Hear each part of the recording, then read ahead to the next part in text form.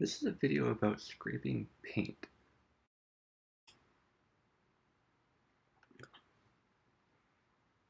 I've been working on the restoration of a Southbend 10k metal lathe. This is a benchtop mount. I guess I would normally have a cabinet, but I don't have a cabinet, so it's a bench mount with a undermount drive. It's a smaller lathe. I think it's a 9-inch swing, the 3.5-foot bed. You can actually see the bed on the right hand side there, upside down. And right now I'm scraping paint.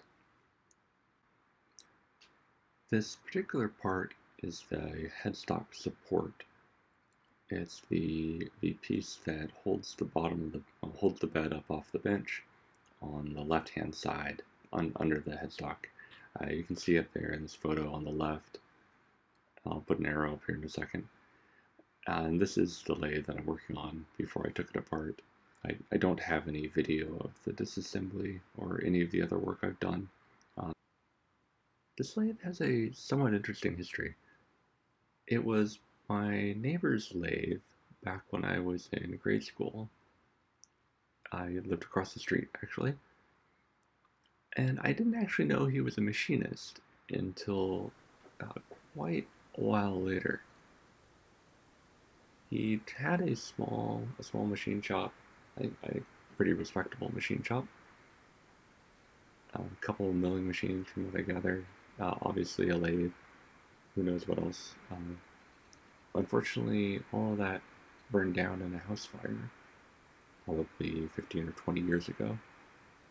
And long story short, my grandfather ended up with this lathe that went through that fire. So my grandfather cleaned it up and knocked off quite a bit actually of the soot and external fire damage, and mounted it to a door on the side for a bench, and slung the undermount drive underneath. I actually had it up and running, and you could turn some things, but there were a few problems. One in which there was a thrust bearing that kept the spindle from moving longitudinally, and that was shot. I think originally it was actually just a fiber bushing that had burned up. Typically now they're replaced with a needle bearing, a fine needle bearing. And so without that, you weren't able to turn anything precise. You end up with a very bad surface finish. Unpredictable results. Additionally, all of the felts had all burned out. I suppose I should say, if you're not familiar with felts, because I certainly wasn't until I started working on this sort of thing, they are basically a wick for a lubricant. If you imagine a casing, a big chunk of steel, and it has a large hole through it, and there's a spindle in that hole, and it's spinning, generating friction, getting really hot, will eventually burn itself up. Obviously that has to be lubricated, but there's no really good way to access it. So the workaround, or the fix, or one fix anyway, is to drill a hole perpendicular to that spindle hole, so your smaller hole intersects the bigger hole, and you can basically use that hole to get a lubricant in there. But you can't just pump it in. You'd have oil flying all over the place. So instead, you fill that hole with a felt. And with felt in there, then you just rely on capillary action. And on the outside of the machine, screw a little oil pot into the hole you created and stuff the felt in. And then you just top off that oil pot. Put a little oil in every once in a while, and it seeps through the felt and does the lubrication in a timely fashion.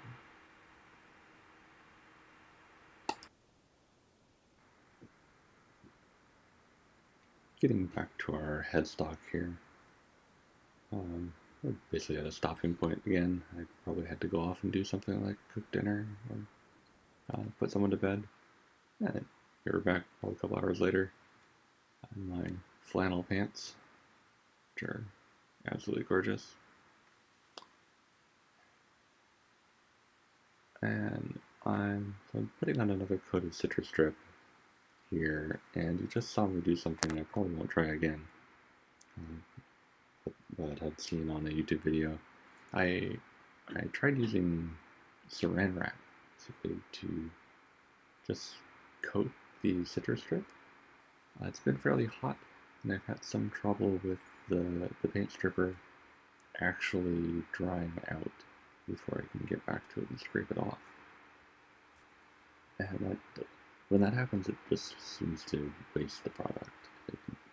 The paint doesn't really seem to be very easy to scrape off at all, and you just sort of start over again.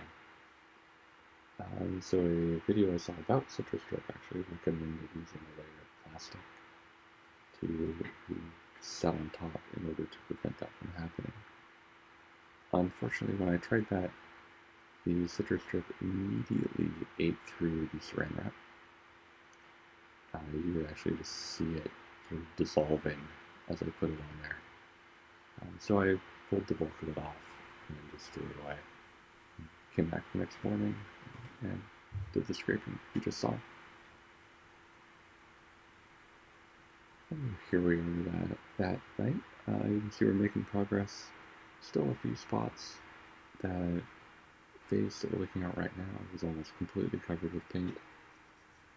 You can see maybe 3 coats of citrus strip later. It's actually coming along.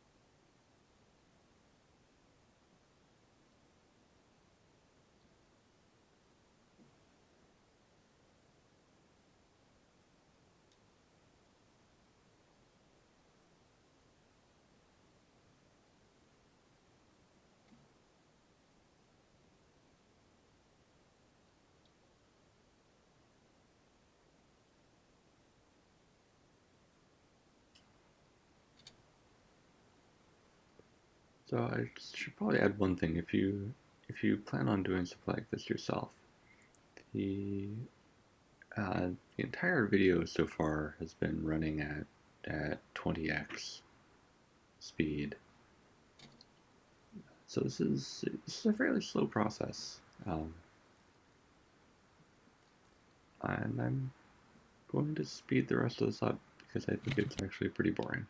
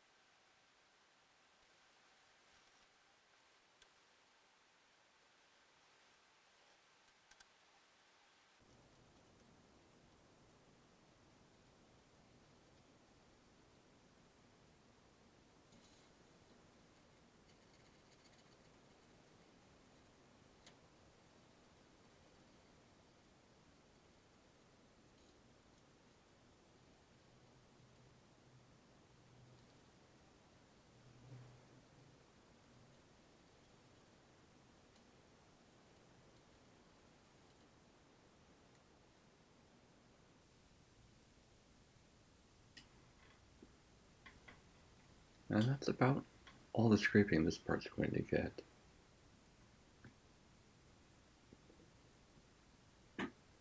Well, the last step I'm going to do, at least for now, is just wipe it down well with a mineral spirits. Don't know exactly what that does other than just cleaning it off a little bit. It's sort of similar to rubbing alcohol. Don't quote me on that. But it's in the citrus directions, and I've heard it's a good step before painting. So, well, of course, won't be painting this soon, so it'll get another cleaning right before that happens.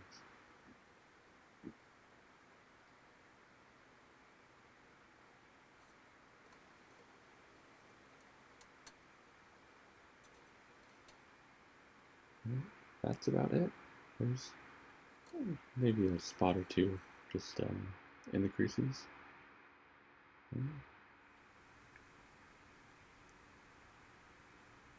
I think I'm done with that part.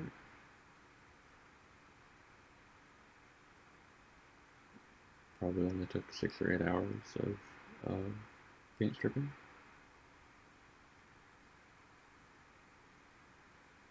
And with that one done, we'll move on to the next one.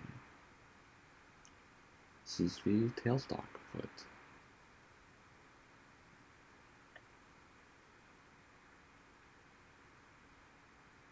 I'm not going to videotape scraping that one.